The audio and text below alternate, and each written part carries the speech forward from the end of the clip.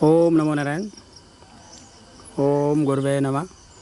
जैसा कि आप लोग देख रहे हैं, ये एक प्रकार का फल है जिसे हम करोंदा के नाम से जानते हैं। और इसकी दो किस्में होती हैं, एक ही गुलाबी होती है और एक कत्थई रंग की होती है। पकने पे दोनों ही पीले हो जाते हैं। ये आपने देखा होगा बाज़ार में इस तरीके से बिकते हुए।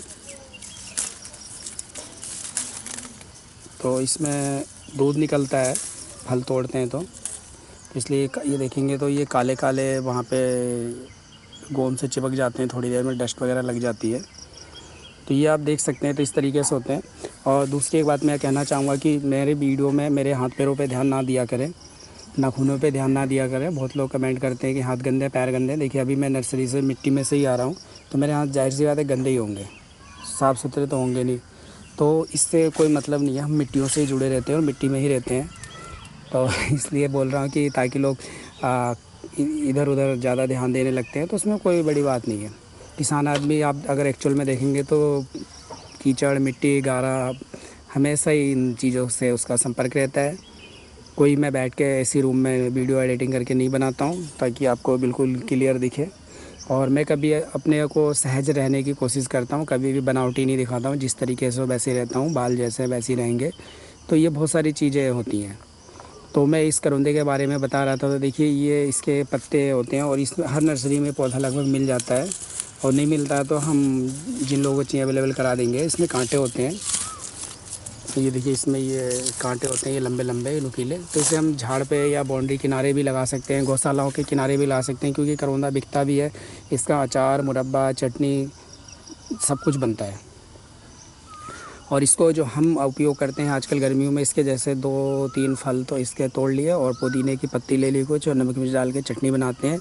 ये बहुत ही रुचिकर होता है, खाने के स्वाद को कई गुना ज़्यादा बढ़ा देता है। साथ में ये देखिए जिनको पित्त बढ़ता है उनके लिए बहुत अच्छा है।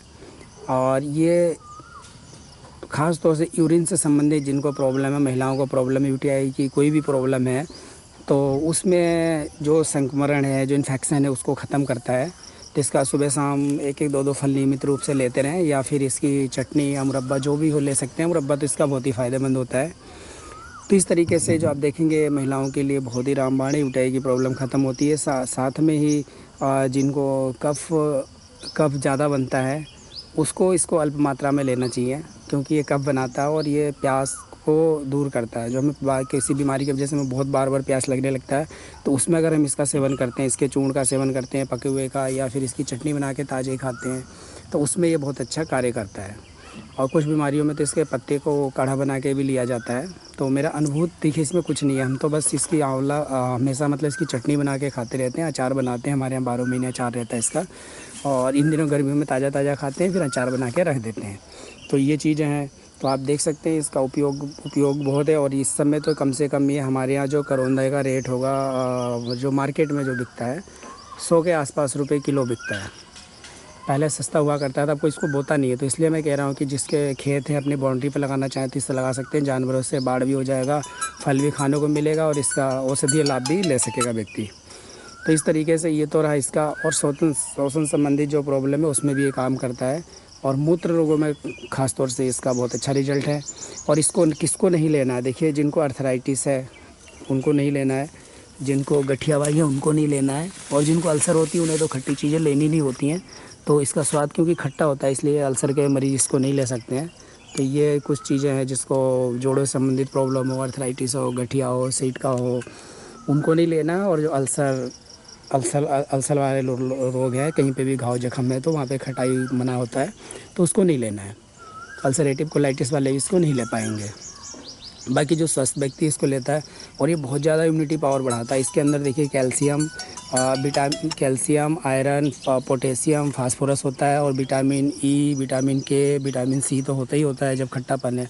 तो इस तरह इससे देखा जाए तो बहुत ही गुणकारी बन जाता है, और इसको लोग उपयोग नहीं करते हैं। मैं तो कहता हूँ कि औषधि का ही हम भोजन में शामिल कर लें। हमें कोई ज़रूरी नहीं कि जब बीमार पड़े तब लें, पहले से ही अगर हम इसे साग सब्जियों, जड़ी बूटियों के साग सब्जी के रूप में, अचार चटनी के रूप में लेते रहें तो हमारे अंदर मिनरल्स पूरे रहेंगे। क्योंकि देखिए हमारे शरीर कफ वात पित्त 3 चीज़ों पर काम करता है, अगर तीनों बैलेंस रहे तो हमें कोई बीमारी नहीं होगी।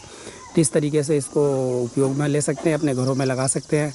और देखने में भी देखिए बहुत सुंदर लगता है, फल आता है तो इसमें तो बच्चों ने तोड़ लिए, आजकल आए हुए हैं छुट्टियों में, तो 2-3 दिन आके खा के चले गए। तो इसलिए इस तरह थोड़ा इसमें कम फल लगा, नहीं तो पूरा पेड़ ये लाल हो जाता है। ये देखिए, देखने में भी सुंदर लगते हैं, लाल, और पक जाते हैं तो काले रंग में हो जाता है। तो इसी के साथ ही देखिए, जो मुझे जानकारी थी मैंने आप लोगों को बताया है, क्योंकि मैं इसे तोड़ने आया था अचार के लिए, तो मैंने कहा आप लोगों से भी शेयर कर लूँ। इसी के साथ ही आप लोगों ने वीडियो देखा, धन्यवाद। जय हिंद, जय भारत, जय आयुर्वेद, जय प्राकृतिक माता की।